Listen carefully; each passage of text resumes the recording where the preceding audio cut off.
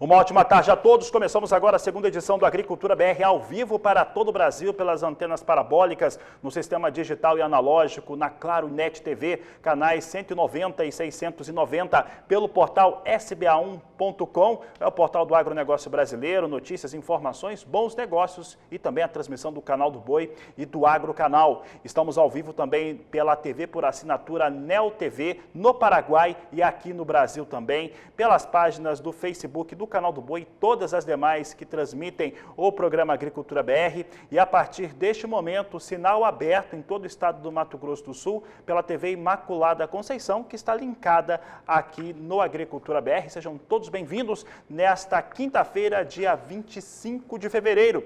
E esse 25 de fevereiro é o Dia Nacional do Agronegócio e é o assunto que nós abrimos esta edição do programa. E olha, é uma data muito especial, os números são muito relevantes e para falar a respeito deste tema, nós vamos ter o prazer agora de conversar com José Luiz Tejon, que está ao vivo conosco agora, tem uma foto bacana dos Beatles aqui atrás dele. José Luiz Tejon, obrigado pela participação mais uma vez no Agricultura BR, no Canal do Boi. E o Dia Nacional do Agronegócio é sempre um dia a ser comemorado, até para se observar o que vem acontecendo no setor, como é que você avalia este momento do agronegócio brasileiro. Boa tarde, seja bem-vindo. Boa tarde, Fabiano. Não é só os Beatles, não. Tem aqui também um maravilhoso berrante, né? Porque falar aqui no Canal do Boi, a gente tem que estar preparado aqui com sons adicionais ao dos Beatles. Mas, querido Fabiano, todos os nossos aqui telespectadores, internautas ligados a nós, é uma bela data, né? O agronegócio brasileiro hoje atinge um total de faturamento, quando colocamos o antes, o dentro, pós-porteira das fazendas reunidas, na casa de 1 trilhão e 750 bilhões de reais, o movimento do agro inteiro, e a gente tem insistido muito para que tenhamos um planejamento estratégico de todas as cadeias produtivas e temos oportunidades em todas elas, do A do abacate até o Z do zebu, temos oportunidades de crescer e nós precisamos até 2030 atingirmos minimamente o dobro desse montante. Nós temos que ter uma meta de chegarmos a 3 trilhões e 500 bilhões de reais minimamente desse nosso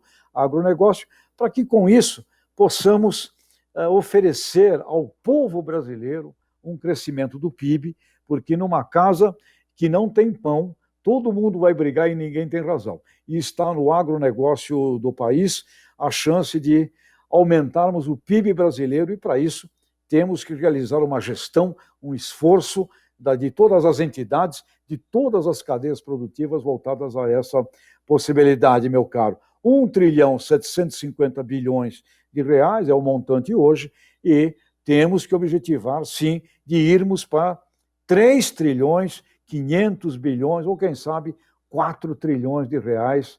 E o nosso país pode, os nossos produtores são a base mais forte de toda esta engrenagem do complexo do agronegócio. Mas é por aí, estamos muito positivos disto. Tejon, para encerrar aqui a nossa entrevista, vou até fazer aqui, o meu avô sempre falava, né, que um ditado português que diz que onde não há pão, não há paz. Diga para nós aqui quais são hoje os principais desafios do setor do agronegócio brasileiro, olhando para o seu cenário interno e também sobre os mercados internacionais em que está presente e que podem ser conquistados. Olha, oportunidades gigantescas, Fabiano. A gente exporta para cerca de 190 países. Porém, 10 regiões, não mais do que isso, representam 80% dos nossos clientes. Nós temos uma série de cadeias produtivas, porém apenas 10 delas, por aí, 9, 10, 11, representam também 80% dos nossos produtos que acessam mercados internacionais. Portanto, nós temos oportunidade de vender o que nós já vendemos bem, incluindo a carne, os grãos, para mercados que nós ainda não vendemos e temos muita oportunidade de vender o que nós ainda não vendemos para os mercados que nós já vendemos e para os mercados que nós ainda não vendemos. Portanto, o Brasil é um show de oportunidades. Nós só temos que fazer como o grande mestre da administração Peter Drucker nos ensinou: foco na oportunidade e muito menos na discussão de problema. Problema, vamos deixar para a turma mais aí, burocrata, da gestão, ver como é que resolve os problemas, mas os problemas serão resolvidos a partir do foco na oportunidade. Portanto, é oportunidade para crescer e é nisso que o Brasil tem que botar o olhar. E uma coisa muito importante também, o agricultor brasileiro é muito bem visto, é muito querido pela população urbana do Brasil. Também nós temos que acabar com essa ideia de que o agronegócio é mal visto. Atenção, agricultura, pecuária são muito bem vistos porque o cidadão reconhece que é fundamento para a sua vida, para a sua alimentação. E tem coisas do agronegócio que têm que ser muito melhores comunicados internamente e externamente, mas viva, acima de tudo, as famílias agrícolas brasileiras. Luiz Tejon, obrigado pela participação. É sempre uma honra tê-lo aqui no Agricultura BR, no Canal do Boi. Uma boa tarde a você. Abraços.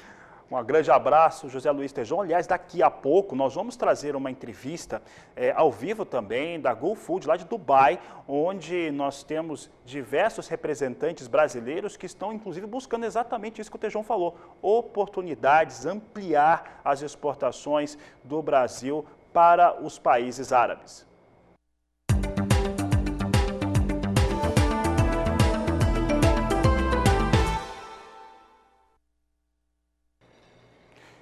E o consórcio antiferrugem da soja já identificou 252 focos. É o que nós vamos acompanhar agora na reportagem de Kylie Rodrigues. De acordo com o comunicado da Embrapa, o número de casos supera os 213 da safra 2019-2020. Os primeiros relatos da doença ocorreram em dezembro, com maior parte dos casos em fevereiro, quando grande parte da soja está na fase de enchimento dos grãos. Segundo informações da Embrapa Soja, alguns estados apresentam maior quantidade de relatos que outros, como o Paraná, com 94 registros da doença, Rio Grande do Sul, 85 e Mato Grosso do Sul, 22 registros. A Embrapa orienta produtores a consultar os resultados de eficiência dos fungicidas para o controle da ferrugem. Vale lembrar que a ferrugem asiática da soja foi identificada pela primeira vez no Brasil em 2001. A doença é considerada a principal na cultura da soja. Tem custo médio de mais de 2 bilhões de dólares por safra no Brasil. De Campo Grande, Kylie Rodrigues.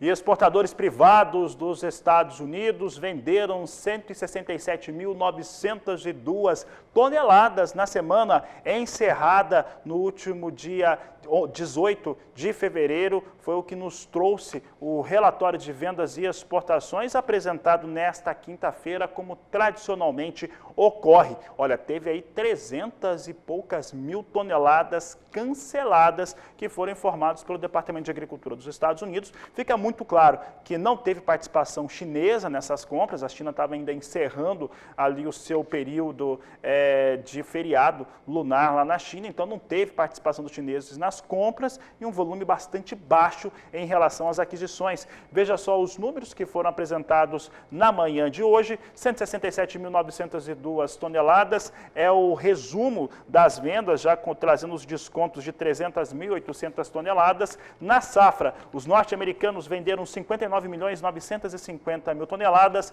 para uma meta de 61.240.000 toneladas. Eu lembro que esse é o movimento de vendas na semana encerrada no último dia 18 de fevereiro, portanto, na quinta-feira passada. Olha, esses números eles não são tão interessantes, mas eles retratam uma realidade de comercialização da semana passada, portanto, antes da China voltar para o mercado.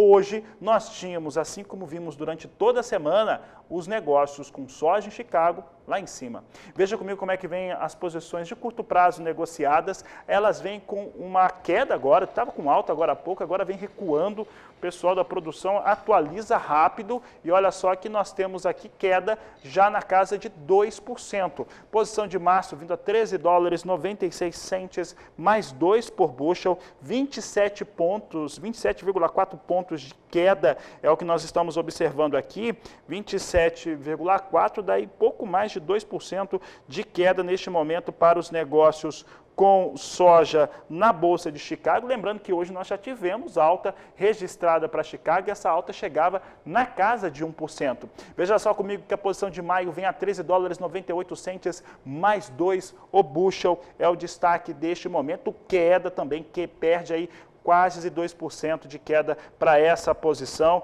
É o que a Agricultura BR vai destacando por aqui. Recuo para a soja neste momento, soja que vinha em alta. Posição de julho com 13 dólares 89 centes por bushel, também perdendo bastante, é o destaque do Agricultura BR. Posição de agosto vem aqui com 13 dólares 49 centes, mais 4. Portanto, queda neste momento para a soja na Bolsa de Chicago. Há de se ressaltar que os números que eu acabo de apresentar frustram o mercado. Apesar de ser considerado natural não ter um volume mais expressivo de vendas na semana encerrada em 18 de fevereiro, ainda assim deu uma frustrada no mercado. O mercado que vinha com uma alta de 1%, agora vem perdendo próximo a 2%. É o que o Agricultura BR traz em destaque por agora, mostrando um cenário hoje um pouco mais adverso, né? Se abriu em alta agora, vai mostrando queda para a soja na Bolsa Norte-Americana de Chicago. Por outro lado, nós temos alguns dados que foram apurados pela agência Reuters lá na China, portanto a Reuters Internacional tem falado o seguinte, nesta quinta-feira, que o sistema de processamento de soja da China está trabalhando de forma restrita. Por que tem essa restrição toda com soja na China? Simplesmente porque não tem. Então, se não tem soja para processar, as empresas esmagadoras chinesas vão trabalhando de uma forma de gestão que consiga manter a atividade, mas sem a matéria-prima. E por que isso ocorre? Porque ocorreu o atraso na semeadura da soja brasileira, tem um atraso da colheita natural por conta da semeadura, mas as chuvas também, a questão climática, tem atrapalhado a colheita de soja no Brasil e com isso os navios vão se enfileirando na costa brasileira para embarcarem com a oleaginosa, mas não tem tido muita saída. Com isso, está parado, está restrito o processamento da soja brasileira lá nos estados, na China, e mesmo a soja dos Estados Unidos que tem chego por lá, eles vêm com o volume acumulado por lá ainda é muito baixo, já que não tem mais soja chegando norte-americana para os chineses. E sim, a expectativa desses navios que estão parados aí na costa brasileira começarem a tomar o rumo do país asiático carregados com a oleaginosa. Acompanhe comigo agora como é que vem o dólar, outro elemento importante para o fechamento e para a fundamentação dos valores da soja aqui no Brasil. Você acompanha dólar comercial a R$ 5,47, mais 7, uma alta de 1,04%. É o que o Agricultura BR traz para você, alta forte para o dólar, acima de 1% agora. E nós observamos o seguinte, né? Mercado ali dando um cenário, né, parâmetros diferentes. Você viu? O mercado é muito dinâmico, né? O mercado de grãos há pouco, eu já estou falando com o Walter Pulga Júnior, já está me esperando. Pulga, está comigo? Pulga, mercado é muito dinâmico. Você vê, a soja abriu hoje com 1% de alta, agora vai registrando quase 2% de queda. Teve uma frustração aí com esse relatório de vendas e exportações. E o dólar voltando a registrar uma alta aqui no Brasil, uma alta expressiva, acima de 1%. De novo, chegando próximo à marca de R$ 5,50. Mercado de commodities agitou hoje. Como é que vem o mercado financeiro? Walter Pulga Júnior, boa tarde, seja bem-vindo. Boa tarde a você, boa tarde a todos. Olha, dificilmente, analistas de mercado, de câmbio dizem isso, Fabiano, dificilmente se sabe o que vai ocorrer com o dólar. São fatores e mais fatores que incidem sobre esse mercado e às vezes uma surpresa acontece. Neste momento o dólar dispara, sobe 1,23%, passa de R$ 5,48. E por que isso ocorre? No caso nosso aqui, olhando para o real frente ao dólar, o que ocorre é uma discussão sobre a aprovação daquela PEC, né, emergencial, ou seja, a que vai conceder ao governo o direito de distribuir auxílio emergencial, e isso traz, em função de discussões no Senado, muita preocupação em relação às contas do governo. O clima ainda é de apaziguamento depois da intervenção que o presidente Jair Bolsonaro fez na Petrobras, né, que resultou aí numa mudança drástica nos mercados. Agora, o presidente Jair Bolsonaro deixou claro que Paulo Guedes, ministro da Economia, é a âncora do governo e acabou enviando um projeto aí de privatização dos Correios. Isso vai amenizando, de certa maneira, o que se considera um estrago que ocorreu na sexta-feira. Quem lembrava disso era o Luiz Laudísio, ele é operador de renda fixa da corretora Renascença. Por outro lado, há uma possibilidade aí de fatiamento, vamos dizer assim, da chamada PEC emergencial, né, do projeto de emenda constitucional emergencial que vai autorizar aí gastos do governo além do previsto, né? A votação prioritária é desse auxílio emergencial à população. Isso levanta, lógico, a preocupação dos investidores em geral com as contas do governo, já que não está em negociação nenhuma contrapartida, ou seja, vamos liberar dinheiro para o auxílio emergencial, mas não vamos eliminar gastos em outras pontas. Bom, enquanto isso, né, nós temos muitas preocupações lá fora, porque amanhã deve ser votado aquele pacote proposto pelo presidente dos Estados Unidos, Joe Biden, de quase 2 trilhões de dólares. Ainda há muita incerteza sobre a aprovação desse pacote, mas será colocado em votação amanhã. Por isso, há muitas preocupações também fora do Brasil. O nosso índice Bovespa, diante de alguns dados negativos que vieram lá dos Estados Unidos, sobre nível de emprego, inflação, problemas na economia americana, acabou impedindo aí uma alta mais acentuada do nosso índice Bovespa, né? Neste momento a alta é pequena, é de 0,10% aproximadamente. Nosso índice Bovespa patina ali aos 115.780 pontos aproximadamente, se bem que hoje já passou de 116.500 pontos. Mas veja, já há alguns dias nós temos pressão sobre o índice Bovespa. As ações da Petrobras ajudavam até pela manhã alguma recuperação, foi o que trouxe o índice Bovespa acima de 116.500 pontos. Ações da Petrobras chegaram a recuperar 3%.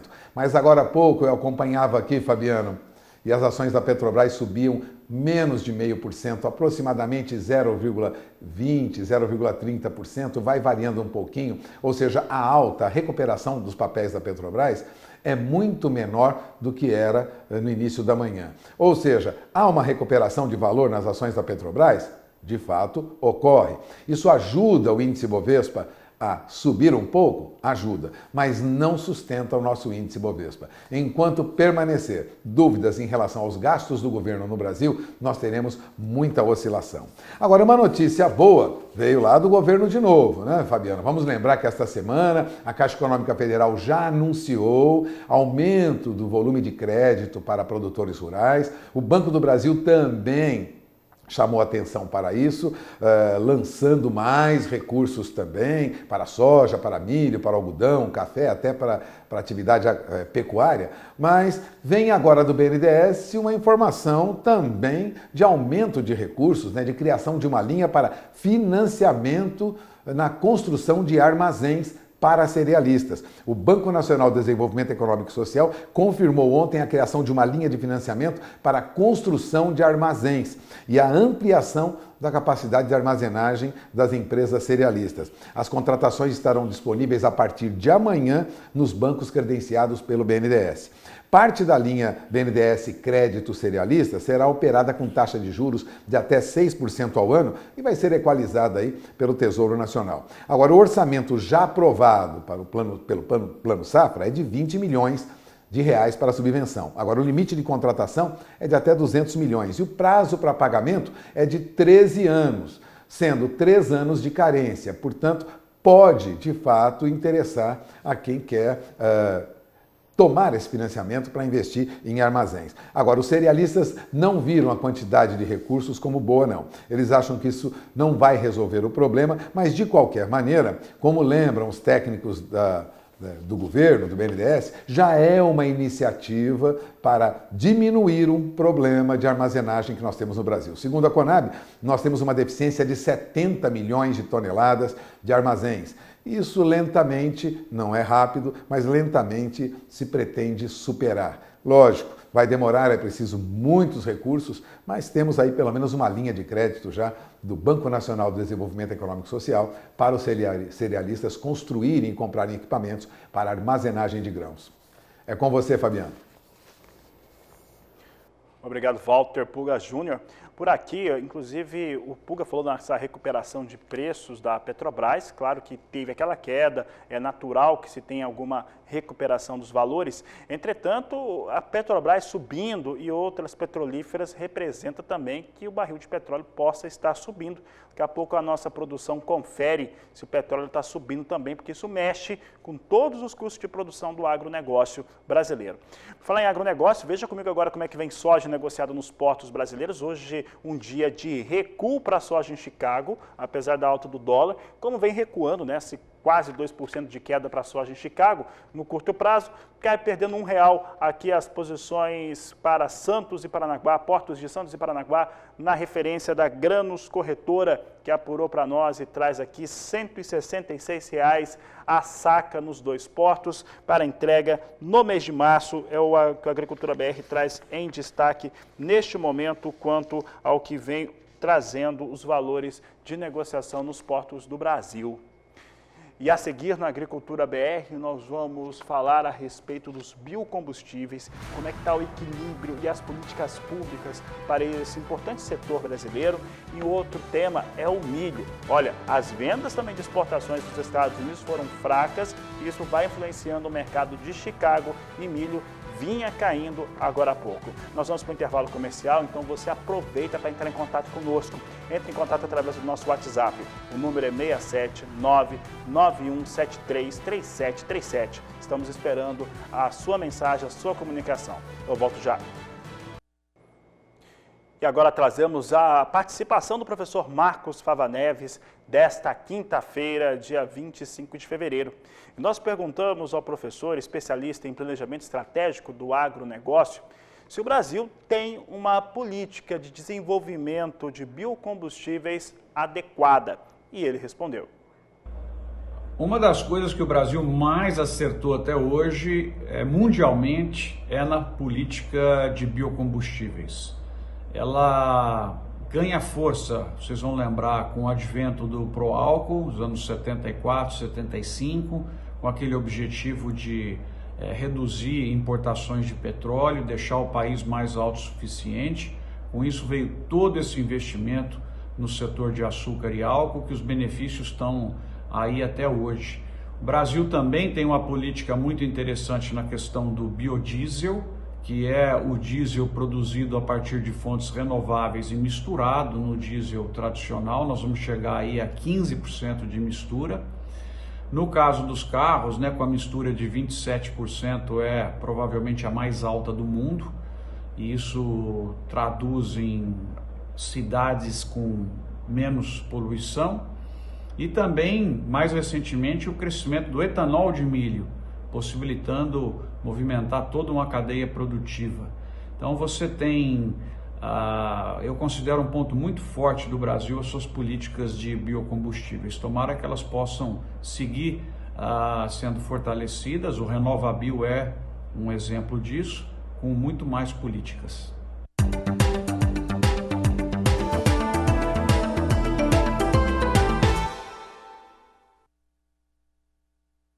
O assunto agora é milho, eu falo do milho no cenário internacional. Eu já disse, hoje nós tivemos a apresentação do relatório de vendas e exportações do Departamento de Agricultura dos Estados Unidos. Tradicionalmente ocorre na quinta-feira mesmo, só que esse relatório trouxe um volume de vendas para a semana encerrada no dia 18 de fevereiro, de fato, muito frágil, muito fraco mesmo os números para soja e para milho. E com isso, soja que vinha ganhando quase 1%, vai perdendo quase 2% no curto prazo. E o que eu disse para a soja serve para milho também. Milho despenca na Bolsa de Chicago, é o que a Agricultura BR mostra agora. Nós trazemos aqui a posição de março a $5,47 mais 6 o bushel, vai perdendo pouco mais de 2% neste momento. Maio também perde 2% a $5,46 o bushel.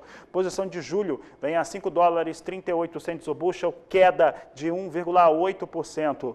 Posição de setembro perde menos, mas perde também $4,90 mais 6 o bushel, perde 1% neste momento aqui essa posição de setembro, quedas fortes nesse momento para soja e milho na Bolsa Norte-Americana de Chicago.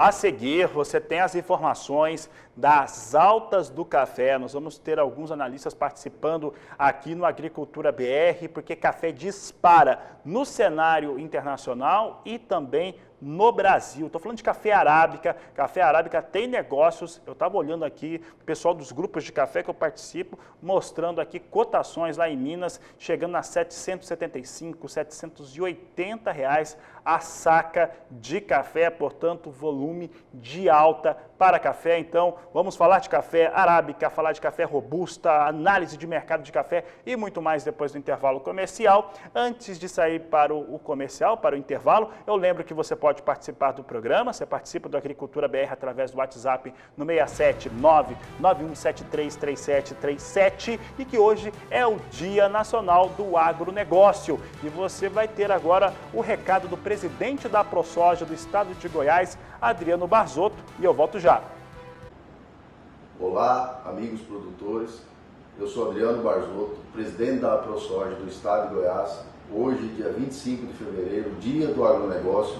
Quero parabenizar a todos que trabalham nessa tão importante cadeia que o Brasil possui. O agronegócio, o setor que gera renda, gera emprego e gera riquezas para o país. Uma cadeia importantíssima para o mundo. O Brasil é responsável por alimentar grande parte da humanidade. Então, parabéns a todos que integram essa cadeia e vamos continuar trabalhando para o melhor do nosso país. E a safra brasileira de café pode ficar até 30% menor. As questões para a redução da safra de café, o cafeicultor está careca de saber desse tema, mas os demais produtores talvez não, então a gente sempre avisa. Nós estamos com uma safra de café arábica no Brasil de bienalidade negativa. Esse é um ponto. Então, ela já seria menor do que a safra anterior de qualquer maneira.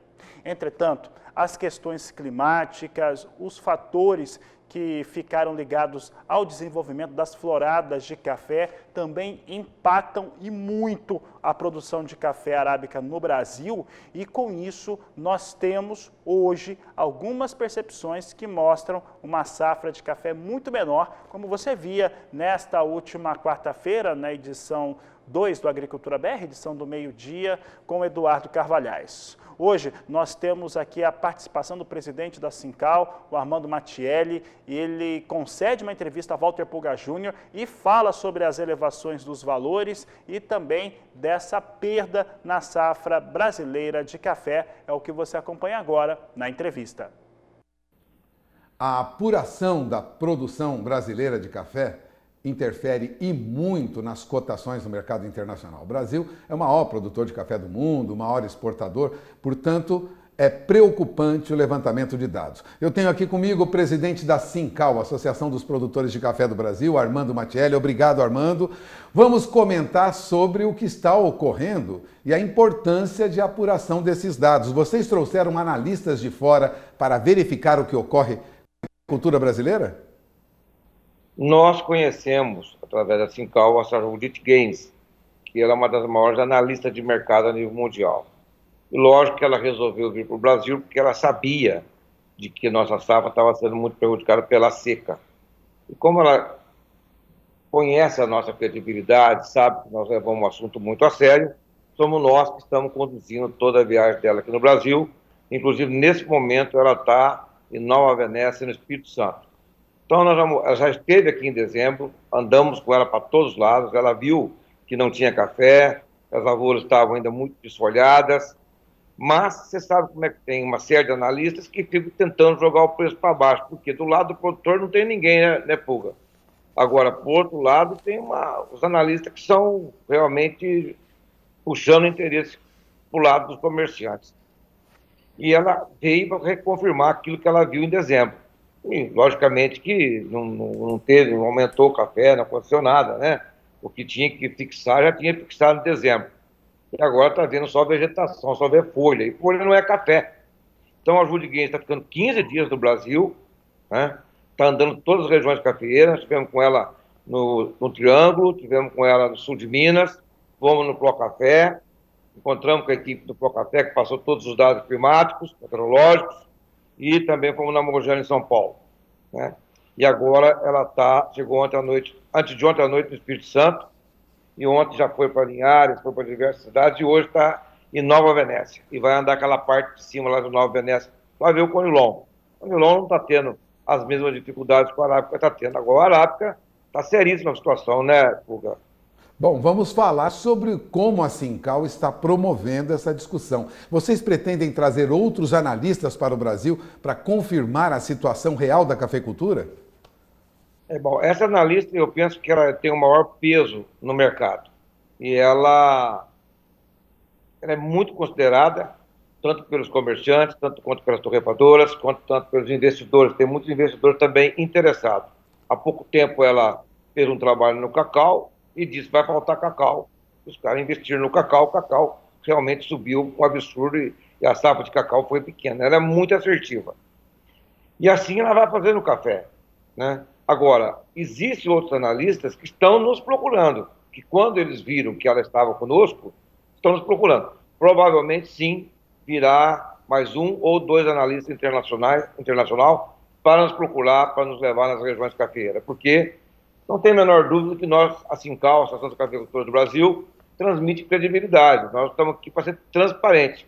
Enquanto o outro lado inventa aí um monte de fatos e coloca previsões totalmente aleatórias, sem nenhuma metodologia, nós falamos a verdade. Eu não tenho certeza, nós podemos errar, mas nós nunca vamos mentir, nunca vamos enganar, e sempre, como tem gente da Sincal no Brasil todo, a gente tem uma boa noção da safra brasileira. Principalmente agora, nós sabemos que o Conilon deve repetir, ter uma safra boa, por volta de 15 milhões de sacas de café, mas o Arábica vai ser um desastre. O Arábica vai quebrar, no mínimo, 25 milhões de sacas de café. Nós temos visto uma alta, Armando, nos preços do café no mercado internacional. Já é reflexo dessa produção menor no Brasil? Não tem a menor dúvida. Já é reflexo, porque o mercado está antecipando os fatos, estão percebendo. Principalmente, a Wood Gaines deu duas entrevistas na segunda-feira muito importantes, uma na Reuters e outra na Bloomberg, né?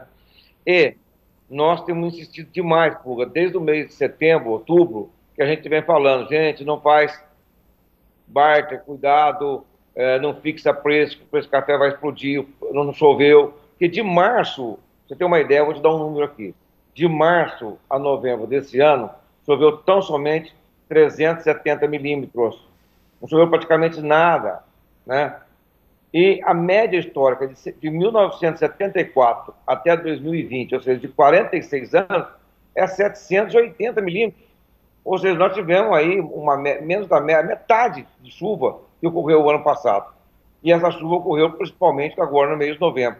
Passamos o meio do ano totalmente sem chuva e depois entramos em agosto seco, com temperatura alta. Teve mês que a temperatura chegou até 2 milímetros e meio, 2 graus Celsius acima, né? Isso provou uma evapotranspiração tremenda e as lavouras ficaram todas debilitadas.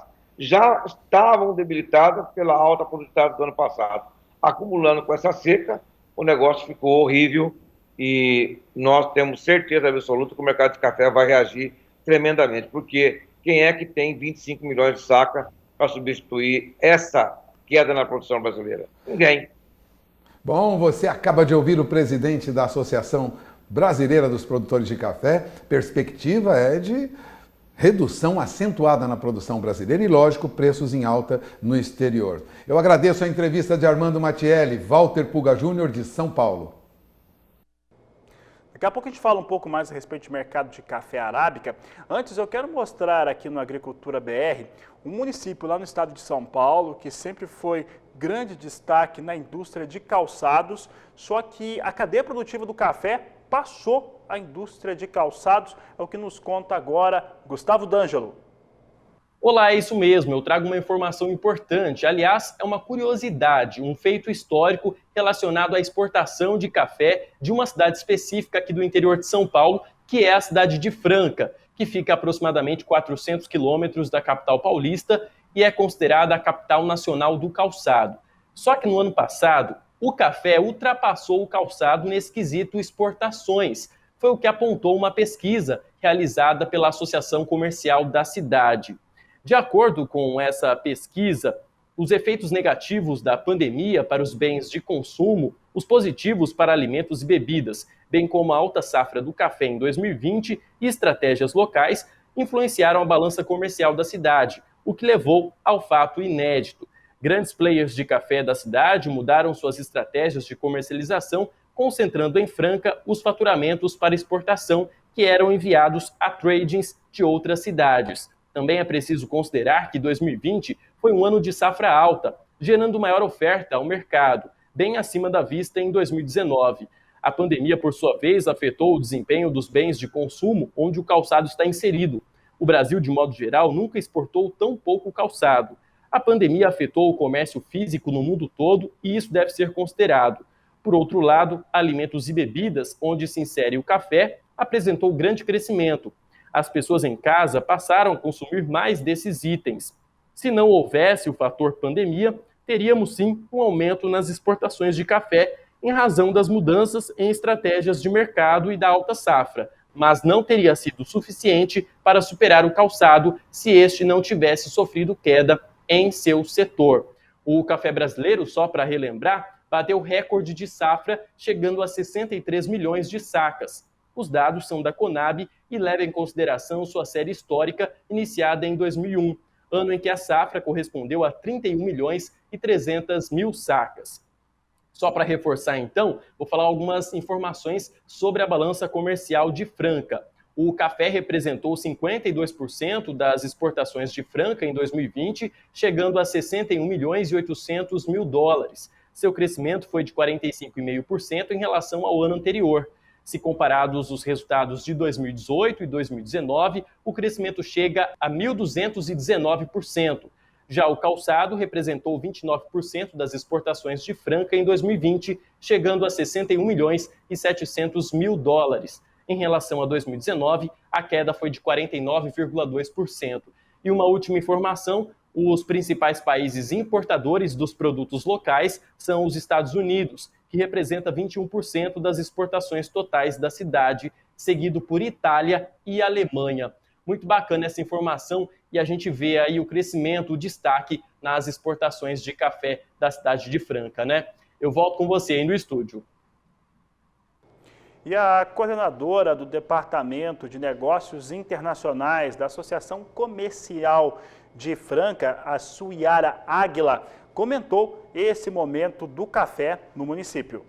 Um estudo realizado pelo Instituto de Economia em parceria com o Departamento de Negócios Internacionais da ACIF, identificou-se um número recorde nas exportações do município.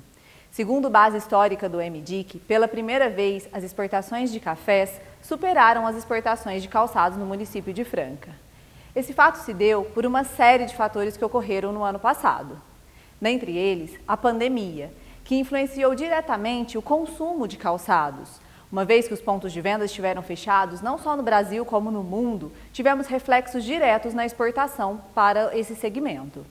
Em paralelo, grandes players de cafés mudaram suas estratégias de atuação e passaram a exportar diretamente de Franca para grandes clientes lá fora. Tudo isso contribuiu para essa mudança nos números que identificamos no ano passado. Esperamos que para o ano de 2021, essa crescente das exportações se mantenha. Que os players de cafés permaneçam em suas estratégias de exportarem diretamente do município para o mundo e que o segmento calçadista retome sua força e volte a exportar em números que já tivemos na história.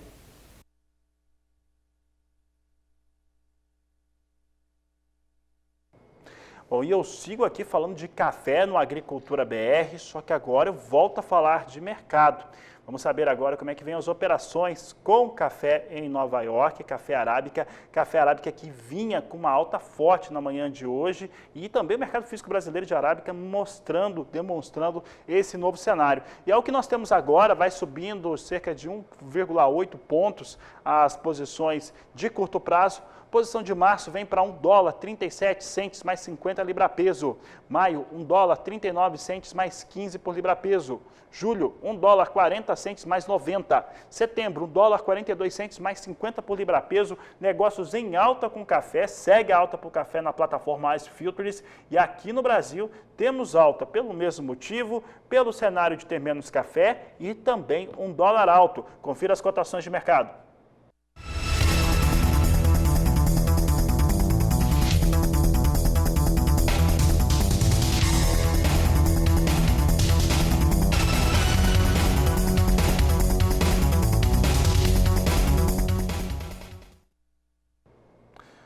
E trazemos em destaque agora as informações para o café robusta, que também tem fundamentação de alta, isso por conta de uma expectativa de produção menor no Vietnã. Olha só como é que vem o cenário, nós temos aqui a posição de março com a $1.445 a tonelada, perde um pouco menos 0,13%, mas as demais posições sobem mais de 0,5%. Maio a $1.471 a tonelada, com alta de 0,54%. Julho, $1.491 e elevação de 0,60%. E setembro, $1.506. Olha que a posição de setembro passou do teto ali de $1.500, já vem para $1.506 a tonelada. É um momento de alta para os cafés no Brasil e no mundo.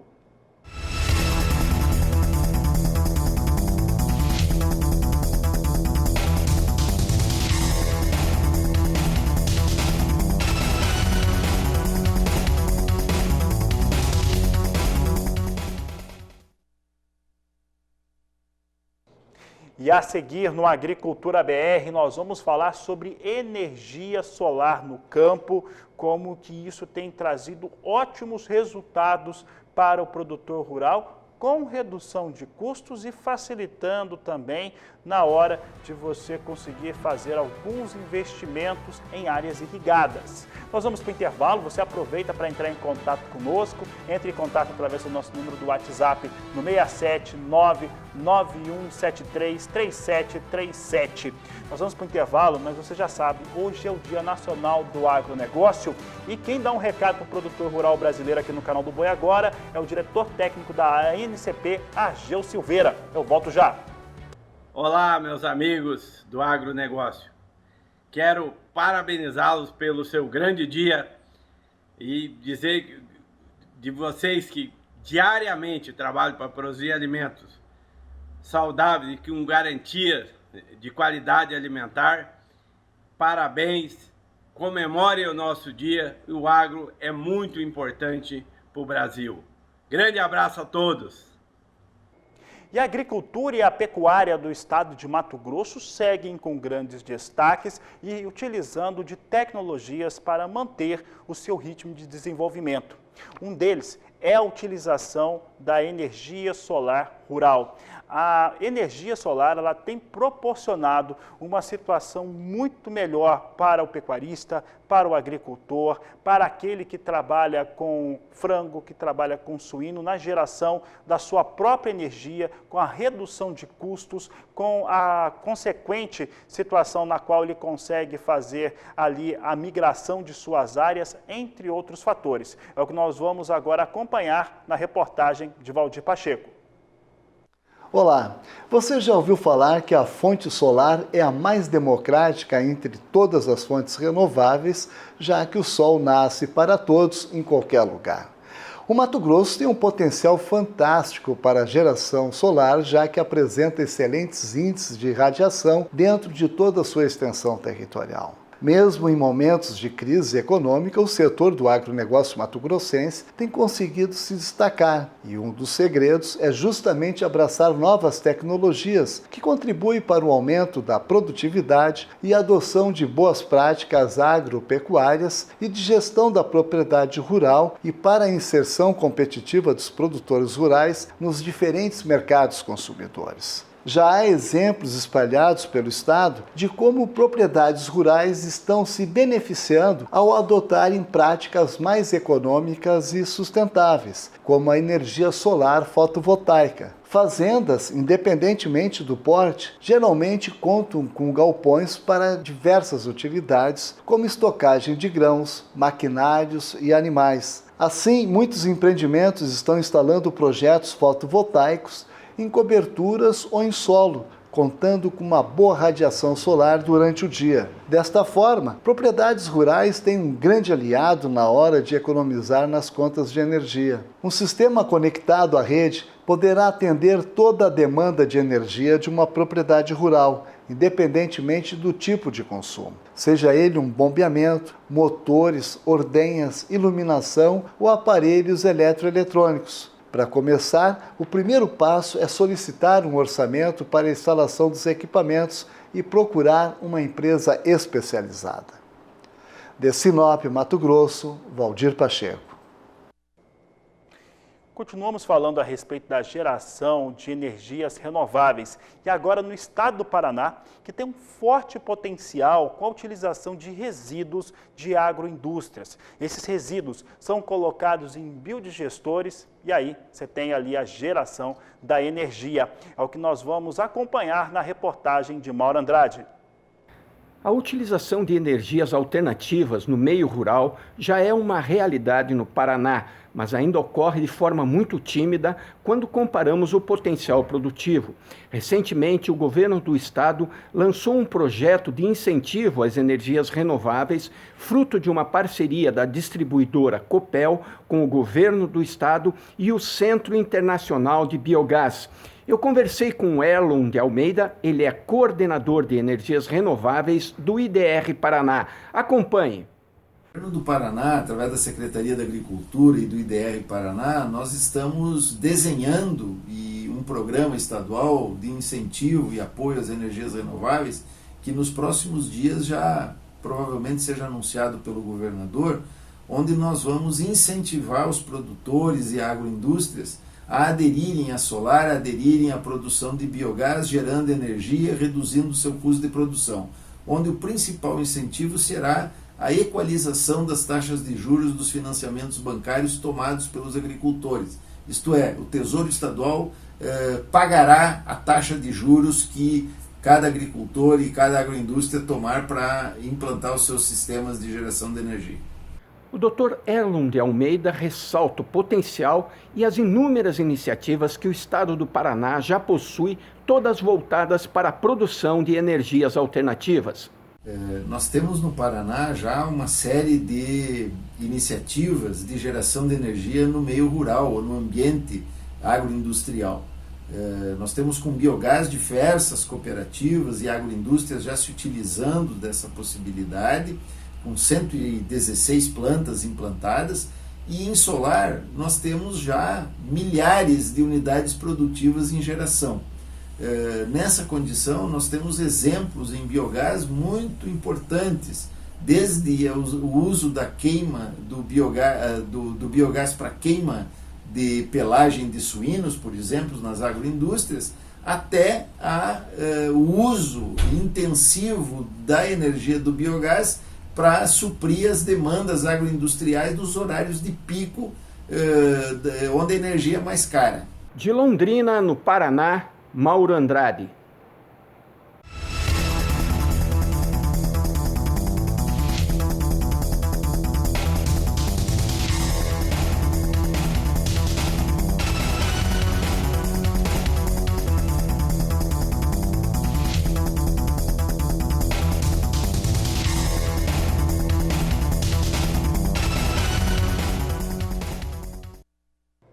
E a seguir no Agricultura BR, nós vamos falar de um importante mercado que o Brasil exporta e é o maior fornecedor desse tipo de produto desde a década de 70. Eu falo do mercado árabe. Você vai conhecer um pouco mais a respeito do que tem acontecido por lá, de uma grande feira, a GoFood, que ocorre lá em Dubai e que nós temos trazido aqui ao vivo no Agricultura BR informações para o produtor rural e também para aqueles que atuam nas cadeias produtivas e que podem conquistar novos mercados. Eu vou para o intervalo comercial e você já sabe, você participa do programa conosco, aproveita para mandar uma mensagem para nós. Estou esperando que você envie, então envie pelo WhatsApp no 67991733737. Olha, já disse, hoje é o Dia Nacional do Agronegócio. Muita gente bacana já participou aqui do Agricultura BR de hoje. O José Luiz Tejon participou, o Argeu Silveira participou aqui conosco, também o Adriano Barzotto da ProSoja do estado de Goiás. E agora chegou a vez de Lourenço Campo, ele que é o titular da Central Leilões, dar um recado para você. Você vai acompanhar as informações do Lourenço e daqui a pouco a gente está de volta. Olá, meus amigos! Nesse dia 25 de fevereiro é comemorado o Dia do Agronegócio. Como todos dizem, a mola propulsora da economia no Brasil, e se o Brasil é o que é, deve tudo ao agronegócio. Então fica aqui nessa nossa mensagem uma singela homenagem a todos envolvidos no agronegócio do Brasil, desde o produtor na fazenda até aquele que distribui e comercializa tudo que é produzido no campo, tá ok? Forte abraço e que Deus nos ilumine e que possamos cada vez mais colaborar para que o nosso país se desenvolva e que a nossa população tenha alimento na mesa. Um abraço a todos. O assunto agora é a GoFood, essa importante feira que acontece em Dubai, voltada para o mercado árabe. Nós temos muitos representantes brasileiros por lá. O Brasil é o maior fornecedor para esse tipo de mercado e nós vamos conversar agora com o Luiz Ruas. O Luiz Ruas, ele é gerente de mercado para essa área do mundo da ABPA, Associação Brasileira dos Produtores de Proteína Animal. E é com ele que nós conversamos agora pela internet. Luiz, um prazer tê-lo aqui no Agricultura BR, no canal do Boi. Como que a BPA tem avaliado essa feira, como que é possível ter ali uma situação melhor para os produtos brasileiros, para esse mercado tão específico. Boa tarde, seja bem-vindo. Boa tarde, Fabiano, e a todos os telespectadores do canal do Boi. Um prazer estar aqui novamente com vocês. Olha, Fabiano, nós estamos, de alguma maneira, muito satisfeitos com os resultados da nossa participação na Feira GoFood aqui em Dubai. Obviamente que essa feira ela foi, de alguma maneira, diferente de todas as outras realizadas previamente a essa pandemia do Covid. Até mesmo porque a gente teve que fazer uma série de medidas adicionais que a gente teve que cumprir para que a gente pudesse fazer uma feira segura para todos os participantes aqui da Feira GoFood. Mesmo assim, a participação ela foi acima das nossas expectativas iniciais. Para você ter uma ideia, foram mais de 300 novos contatos comerciais efetivos, né? Mais da metade desses novos contatos são de compradores da região aqui. Então vem gente de todo mundo para essa feira, é um hub, e isso dá uma perspectiva de bons negócios para o futuro. Veio comprador da Jordânia, da Líbia, do Egito, enfim, de várias partes do mundo, e isso é um alento para as nossas exportações futuras, porque a gente até estima, Fabiano, que a previsão de negócios para os próximos meses seja de mais de 130 milhões de dólares. Isso, de alguma maneira, mostra, né, o efetivo retorno da atividade econômica aqui da região. A gente tem que lembrar que a vacinação nessa região está acontecendo de maneira muito eficiente e a gente também, andando aqui por Dubai nesses dias, viu que a atividade econômica está retornando, e isso é um bom presságio para as nossas exportações futuras aqui para a região. Luiz, em relação a esse mercado tão relevante e que abre essa possibilidade de ampliação de mercados para os produtos brasileiros, como é que vocês conseguem interpretar e equacionar essa relação com os países árabes? Sem dúvida que sim, a gente tenta ter cada vez mais mercados, cada vez mais clientes internacionais, para que a gente possa fazer uma diversificação do nosso portfólio. Hoje, o mercado aqui do Oriente Médio e do Norte da África já é responsável por quase 40% das nossas exportações. A Ásia também tem um papel muito significativo, mas no caso de carne de aves especificamente, a gente consegue ter uma pauta de países importadores bem diversificada. No caso de ovos, essa região aqui, especialmente os Emirados Árabes Unidos e a Arábia Saudita, são os dois principais mercados para os nossos ovos comerciais, e isso já é mais de 50% do total para esses dois destinos. Então, é uma região muito importante, como você citou lá no começo, foi aonde tudo começou, onde nós criamos essa maturidade exportadora, é uma parceria sólida, duradoura, e eu acho que a feira nos deu a oportunidade da gente revigorar toda essa parceria com os países árabes. Foi uma primeira feira internacional, então isso, de alguma maneira, também é algo que traz esperança para que a gente possa voltar, né, com todos os cuidados, obviamente, a fazer essas feiras e trazer bons negócios para o nosso país. Luiz, em relação às expectativas de concretar esses negócios, de fechar esses negócios, como é que está esse andamento em relação aos fatores comerciais propriamente ditos? Olha, é um mercado, como eu comentei, né, já de alguma maneira já estabelecido, mas a gente viu aí, nesses mais de 300 contratos comerciais novos que foram realizados, que existe ainda muita oportunidade, né? A gente estima aí, conforme eu comentei, algo em torno de 130 milhões de dólares adicionais nos próximos meses em função da participação aqui na feira. E tem um dado interessante, Fabiano, que é o seguinte: no nosso stand, que foi feito em parceria com a PEC, nós servimos lá, para você ter uma ideia, quase 3.000 shawarmas, que é aquele lanche bem típico, bem tradicional aqui da região, que é feito com pão árabe e tudo mais, e mais de 600 omeletes. Então, de alguma maneira, foi, né, quase uma peregrinação de visitantes ali ao nosso stand, obviamente respeitando todas as medidas de segurança, para conhecerem, né, esses visitantes tiveram a oportunidade de conhecer a qualidade dos nossos produtos, e isso também, além de agregar novos negócios, e a gente levar com isso novos negócios na bagagem para o nosso país.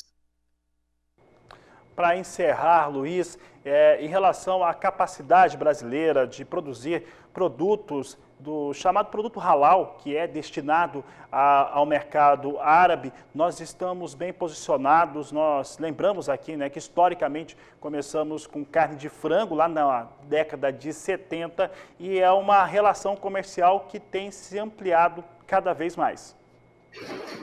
Olha, de maneira geral e historicamente, sempre foi o frango inteiro, né? O que a gente chama de frango inteiro griller, que é um frango menor, que é muito apreciado aqui pelos países árabes de maneira geral.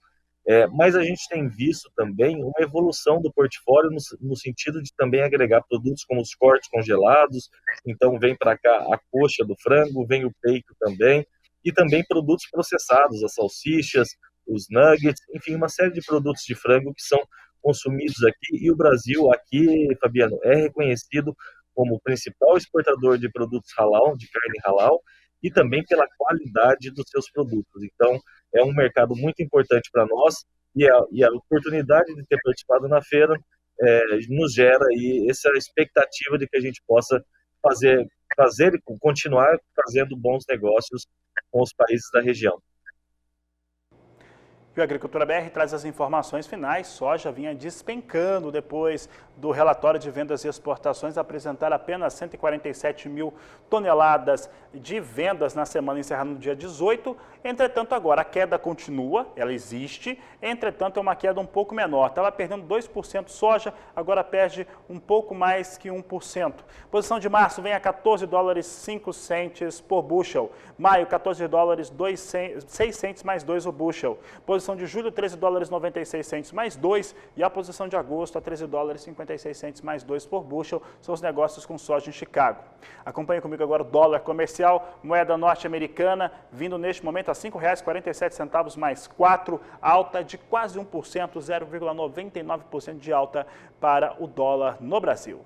Com essas informações, essa edição do Agricultura BR fica por aqui. Eu volto logo mais às 16 horas na terceira edição. A todos uma excelente tarde e até mais.